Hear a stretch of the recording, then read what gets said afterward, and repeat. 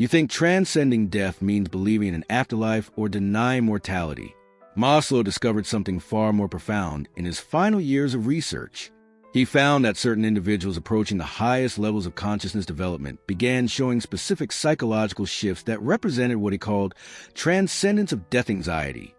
Not escape from death, but transformation of their relationship to it. These psychologically mature people were experiencing changes in consciousness that observers completely misunderstood. The most remarkable part? Maslow identified 5 specific signs that appear when consciousness is preparing for what he termed the transcendent state, a psychological condition where death is no longer experienced as threat, but as integrated aspect of existence. It's not about living forever. It's about consciousness evolving beyond the ego's terror of non-existence.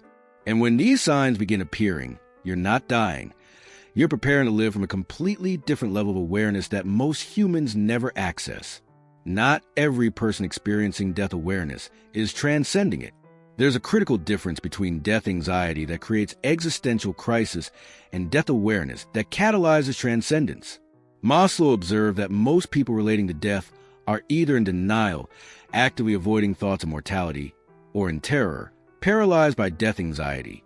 But the pattern he documented in what he called transcenders, self-actualized people who'd moved beyond self-actualization, was fundamentally different.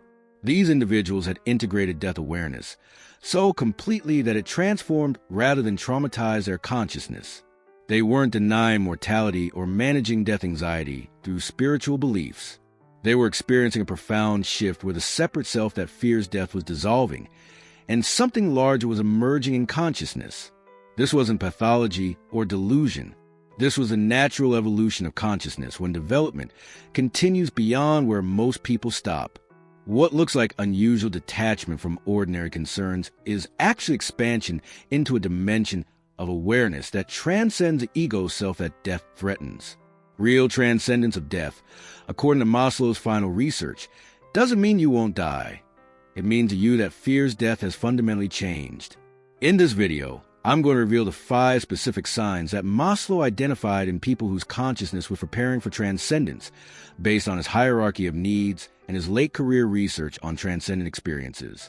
You'll discover what he called the markers of consciousness evolution that appear before someone moves into the transcendent state, and why these signs indicate psychological transformation that most people never experience. These are insights from Maslow's final work before his own death, where he documented patterns in people who'd moved beyond self-actualization into what he could only describe as a different quality of being. By the end, you'll understand whether you're experiencing the beginning of consciousness transcendence or something else entirely.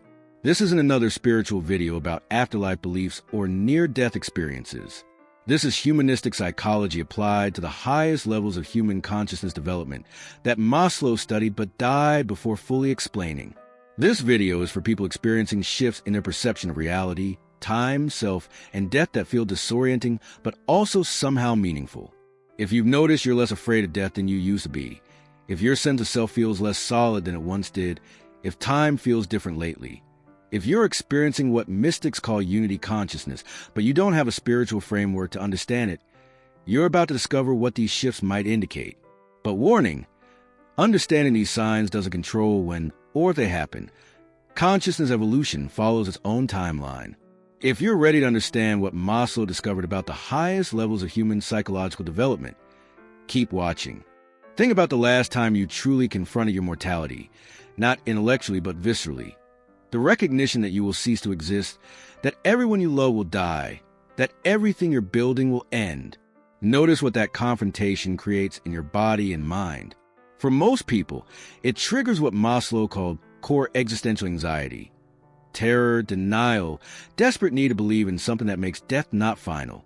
This is a normal human response to mortality awareness, and it's not weakness. It's the ego self recognizing its own annihilation. But Maslow documented a completely different response in his most psychologically developed subjects. When they confronted mortality, something unexpected happened. Instead of increasing anxiety, it created what he described as serene acceptance accompanied by consciousness expansion. Not resignation, not defeat, but a qualitative shift in how consciousness relates to its own ending. The psychological weight of this shift is subtle but profound. You don't suddenly stop caring about life or become suicidal. Instead, you experience a strange doubling of awareness. You're still you, still engaged with life, but simultaneously aware of something larger that death doesn't threaten. Maslow struggled to articulate this because Western psychology had no framework for it, but Eastern contemplative traditions had been documenting it for millennia.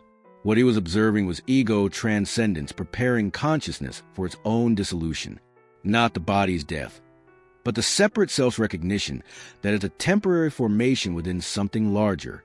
This is what consciousness preparing to transcend death actually means, not escaping death, but transforming the consciousness that experiences death as threat. Maslow's hierarchy becomes essential for understanding why transcendence of death only happens at specific developmental stages. At the first 4 levels, physiological needs, safety, love, and belonging, esteem, death is absolute threat, because death means the end of the self trying to meet these needs. Your entire consciousness at these levels is organized around survival, security, connection, and significance for the separate self. Death destroys all of that, so death must be denied, avoided, or defeated through belief systems that promise continuity. This is why most religions focus heavily on afterlife. They're serving the psychological needs of people operating from deficiency levels where death cannot be accepted. But at the 5th level, self-actualization, something shifts. You've met the deficiency needs and your consciousness is organized around growth, authenticity, and self-expression. Death is still significant, but it's no longer existentially shattering, because your sense of identity has become less dependent on the separate self. You've started to identify with your creative expression, your contribution, something that extends beyond your individual existence. This creates the first possibility of death transcendence. But Maslow discovered a level beyond self-actualization that he spent his final years researching and barely had time to articulate before his own death. He called it Transcendence, and he found that people who reached it had undergone a fundamental transformation in consciousness itself. Here's the foreshadowing that reveals everything. Transcendence isn't about achieving anything or becoming anyone. It's about the dissolution of the separate self-sense that all lower development was building. You spend your whole psychological development building a strong, healthy ego, and then transcendence requires letting it dissolve into something larger. This is terrifying to the ego, which is why it only happens in people who've completed ego development so thoroughly that they can release it. Death transcendence doesn't mean your body won't die. It means a consciousness you've been identifying as you recognizes itself as temporary formation within something that death doesn't end. Maslow documented specific signs that the shift is beginning, and they always appear in a particular sequence that indicates consciousness evolution is underway. Carl Jung studied the same territory and called it the second half of life work. He observed that people who completed the first half task of ego development often began experiencing what he called intimations of immortality, not beliefs but direct experiences where consciousness touches something that feels eternal. Jung documented that these experiences typically follow what he termed ego death, not physical death, but the psychological death of identification with the separate self. He found that his patients who successfully navigated this transition reported decreased death anxiety despite having no religious beliefs to support immortality. Their consciousness had simply shifted to a perspective where personal death felt less absolute. The existential philosophers approached this from another angle. Heidegger wrote about being toward death as the authentic stance, living with full awareness of mortality rather than in denial of it. He observed that this awareness, rather than creating paralysis, could liberate people into authentic existence. Sartre discussed transcendence of the ego as necessary for authentic freedom. Both were pointing to what Maslow later documented empirically, that consciousness can evolve beyond ego identification, and when it does, death loses its absolute terror. The mystical traditions across all cultures documented this pattern centuries before psychology studied it. The Buddhist concept of anatta or no-self describes a recognition that the separate self is illusion, and when this is directly perceived, death is recognized as the dissolution of something that was never ultimately real.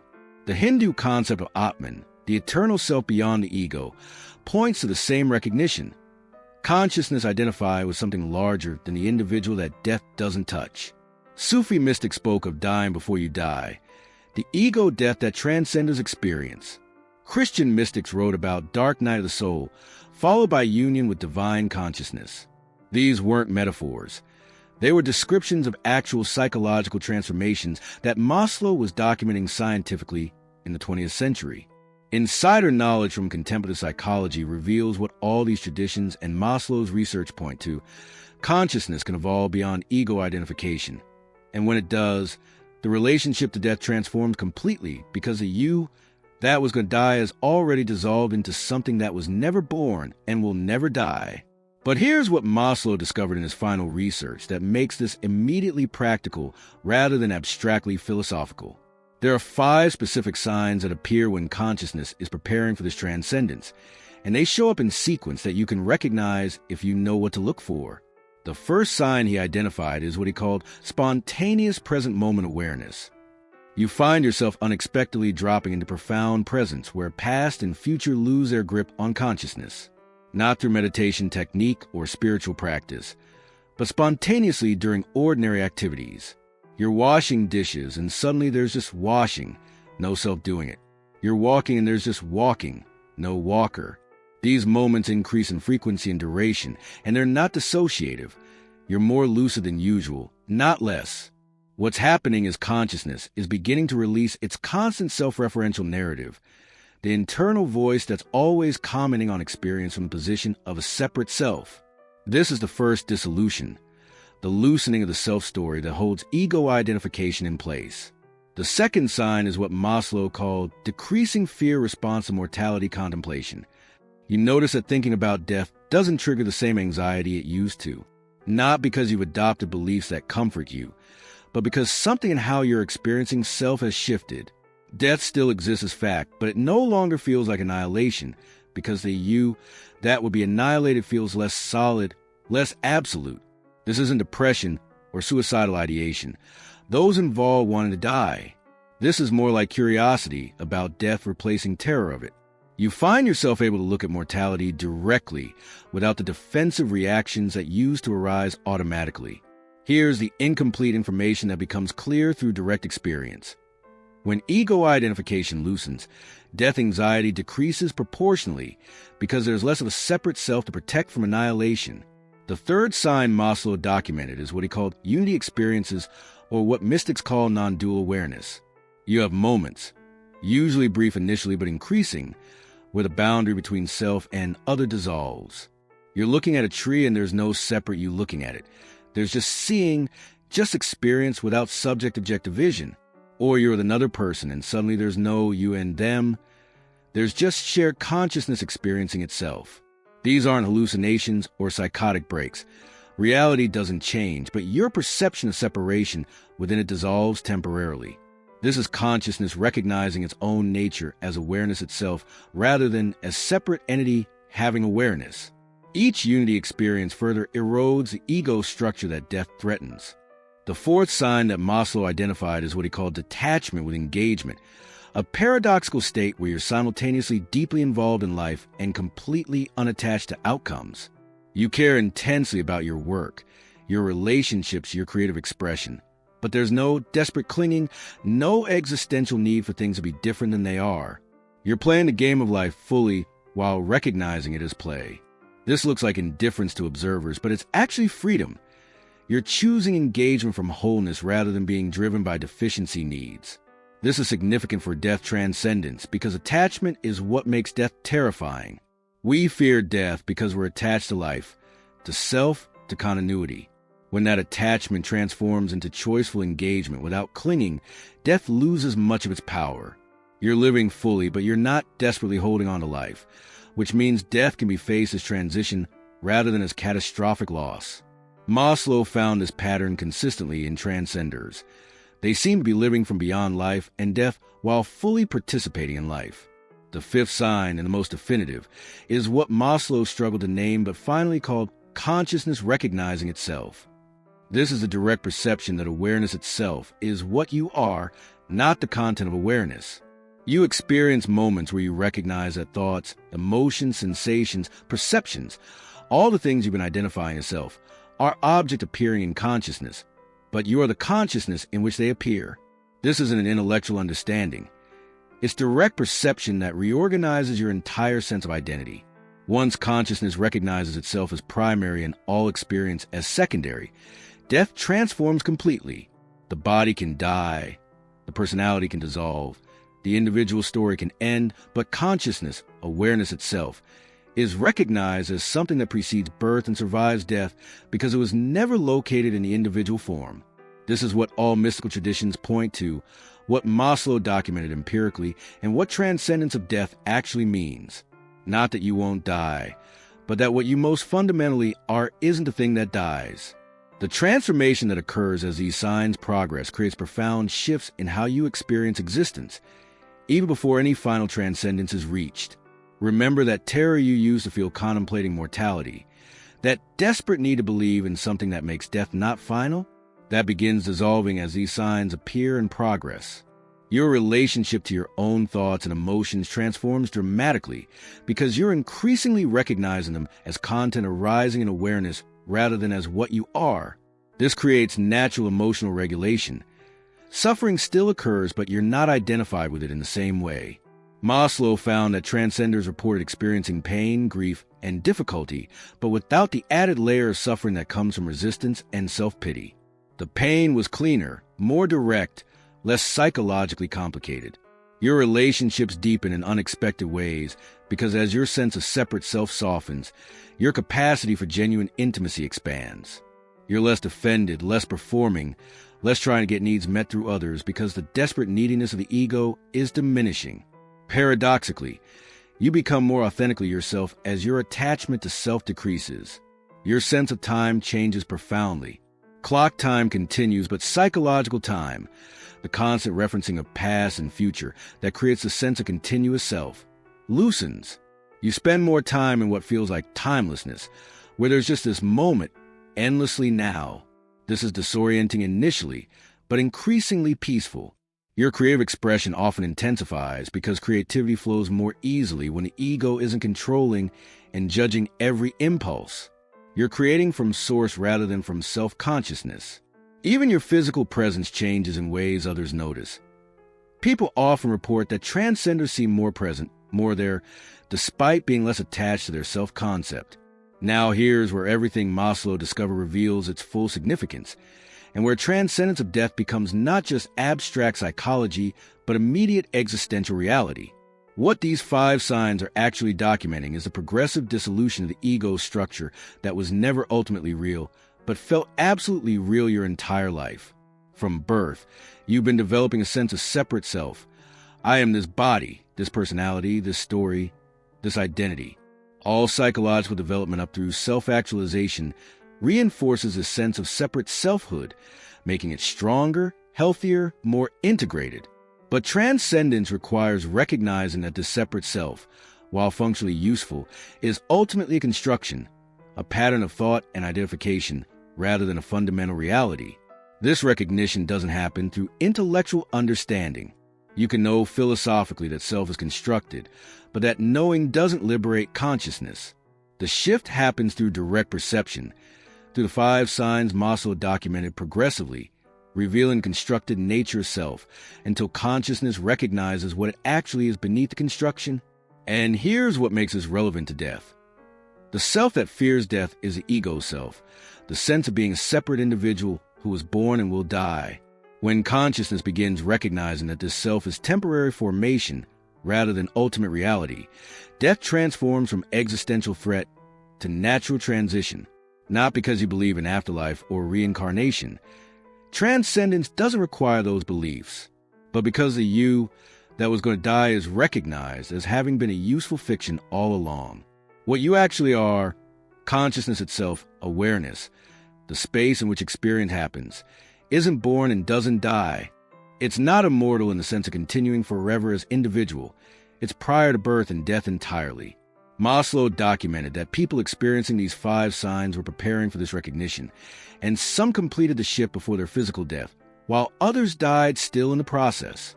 But everyone showing these signs had fundamentally transformed their relationship to mortality in ways that affected how they lived, not just how they approached death. If you're experiencing these signs yourself, You're in a rare developmental process that most humans never enter. Not because you're special, but because consciousness evolution beyond ego rarely occurs. Most people die still fully identified with the separate self, which is why death is traumatic. These signs aren't something to achieve or force.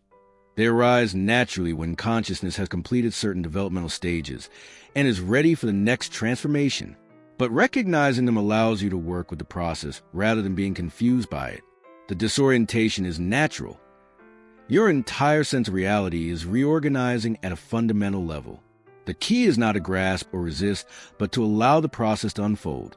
Maslow's final writings, completed just before his death from heart attack, suggested he was experiencing these signs himself. He wrote about death approaching not with terror, but with curiosity and openness. He documented feeling consciousness expanding beyond his individual form, recognizing something that his death wouldn't end. These weren't religious conversions or desperate beliefs. They were direct perceptions emerging from his own consciousness evolution. In the next video, I'm going to reveal the specific practices that Maslow documented in Transcenders that supported this process.